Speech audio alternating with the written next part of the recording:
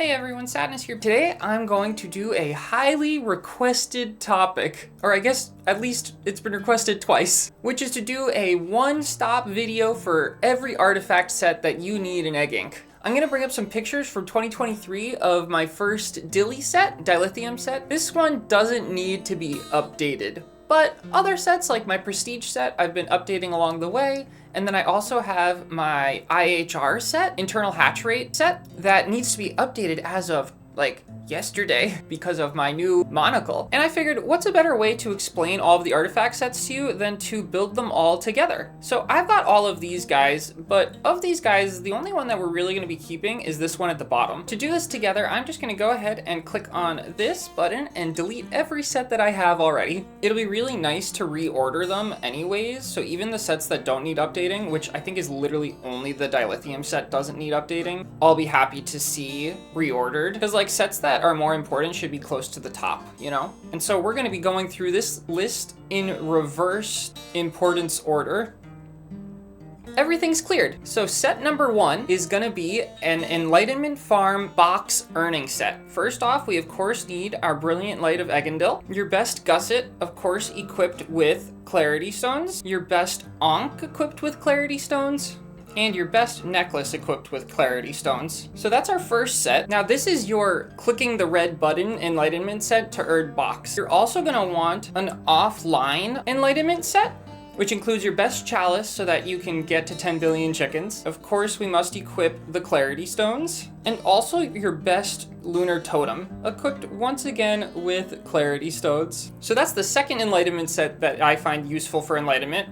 Let's go ahead and save it. So this is just like your away from the farm time set, where you maximize the amount of chickens that are laid and also your away earnings. I should be doing this on the Enlightenment farm since we're making enlightenment sets. So the third enlightenment set that you might want is a Bach drone farming set, where you're gonna take your best rain stick. Although I'm pretty sure that you don't actually need to use the purple clarities in here. You can probably just put a single blue clarity to guarantee that all of the drones give you Bachs. And then you need your medallion. There's a reason why I have tier 4 Clarity Stones in the medallion. You get 3 times the base effectiveness of the medallion. So instead of 130% drone frequency, it's 390% drone frequency. And then you need the matching butterfly for 600% drone rewards. If you don't have tier 4 Clarity Stones, you would just make these with like the best you have. And also this is all very late game. And then because of the fact that the box you earn from drones is based on your farm valuation, the 4th artifact that I recommend would be the Magnificent Mercury's Lens, or your best Mercury's Lens that you can attach Clarity Stones to, just to increase your farm valuation a little bit. And save set number 3. For set number 4 for the Enlightenment Egg, I would take your lunar set, remove the lunar totem, and then equip your best puzzle cube. And whenever you're gonna buy something on the Enlightenment farm, you'll switch to this set. And in fact, I actually would prefer this to be below the drone set. So I'm gonna go ahead and delete this one and then save it again. There we go. Now for our 5th enlightenment set, because yes, there's actually 6 enlightenment sets, but I can only build 5 of them. For the 5th one though, we're gonna deactivate the Mercury Lens, deactivate the Magnificent Carved Rain Stick, and then equip a beak that's at least a tier 4 rare with at least a blue Clarity Stone in it. But because I'm a baller, I'm going to actually put 2 purples in a glistening beak of Midas and use this for my set. Just a small flex, you know? So this is gonna be your GE farming set, which is actually one of the most powerful and important sets in the game. So powerful that I might be making a GE farming tutorial soon. This one doesn't have anything of value to put into the 4th slot, so I just leave it empty.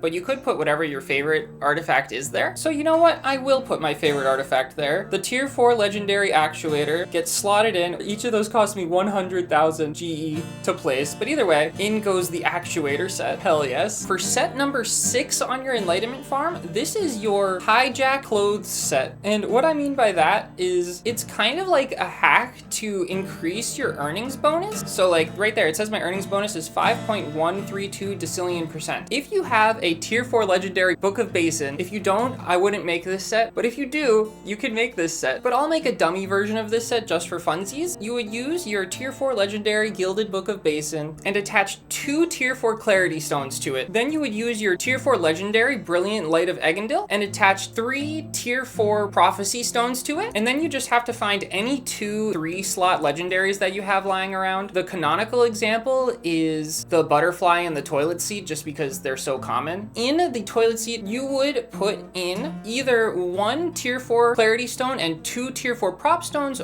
or 2 tier 4 Clarity Stones and 1 tier 4 Prop Stone. They are equivalent. And I'll show on screen what it would actually look like. But for context, if I used the clothes set that I'm talking about right now, let's go ahead and save it real quick, our fake enlightenment clothing set, then my earnings bonus would go from 5 decillion% all the way up to 6 undecillion%, which would make me a Venda farmer too. With a regular clothing set, like without doing all of the enlightenment shenanigans, it's only like a 2 to 3x difference. I'd still be a Venda farmer too, but I'd be at 1.79 undecillion% instead of 5 undecillion%. So it's really just about if that extra little bit matters to you. But I mean, if you're creating a dedicated artifact set for maximizing your earnings bonus, then you might as well do it on enlightenment if you have the tier 4 legendary Bob. So finally, moving on past the enlightenment egg, we're going to go back to the edible egg farm and make our contract sets. Now there's going to be a ton of contract sets. So because a lot of contracts have lower player counts, and because of the fact that I play public co-ops, I'm actually going to do this in the order of most shipping to least shipping capabilities, because of the fact that I often need to use mostly tachyon stones. So the first set that I'm going to create is the one I'm least likely to use, and it's going to be tier 3 rare tachyon deflector with a tier 4 quantum stone. I only have 1 tier 4 legendary metronome, and I'm just going to fill it all up with tachyon stones because of the fact that I'm constantly needing to deliver more anyways, and we're going to activate that. Next up is the tier 4 legendary compass with 2 tier 4 quantum stones in it, and then the last item is going to be a gusset with 2 tier 4 quantum stones in it because I still have no tier 4 legendary gussets. This is going to be our max shipping set. I'm going to save it, and now we're going to add 1 tier 4 tachyon stone in replace of the quantum stone at a time until we get to all tachyon stones. And real quick, I'm going to reorder these so that since we're always going to have 3 tier 4 tachyon stones in the tier 4 legendary metronome, that should actually go on the right side just so it's easier to look at and tell where we are. And then what's going to be happening is the tier 3 tachyon deflector is going to be swapping 1 0 1 0 1 0. It's kind of going to be like a binary counter, you'll see. So let's go ahead and first delete this one in favor of this preferred ordering, and then we're going to replace that with a tachy stone and save set. Now I'm going to swap it back to a quantum stone. Oh my god, I need to clean up this damn inventory. And we're going to put in 2 tachy stones on the compass and save set. Back to having a tachyon stone and re-equip our double tachy compass and save set. So now we've got 3, 4, 5, and 6 tachyon stone variations. Back to the gussets, I have a 7 tachyon stone variation, and finally an 8 tachyon stone variation. And so these are all of like the base sets that you'll be using in contracts. And basically you just go down the list until you find the one where you're barely not maxing out your shipping, or are maxing out your shipping just barely. Basically where you're optimized so it's almost equal to your shipping based on the amount of tachyon deflectors other people in the co-op have. Aren't they pretty cool though? 1, 2, 3, 4, 5, 6. There's 6 of them. And ideally I'd have more than 1 tier 4 legendary metronome, but this is fine. If I ever find that I'm maxing out that bottom row, then what I'll have to do is just replace the tier 4 legendary metronome with one of my tier 4 epic metronomes that has quantum stones in it.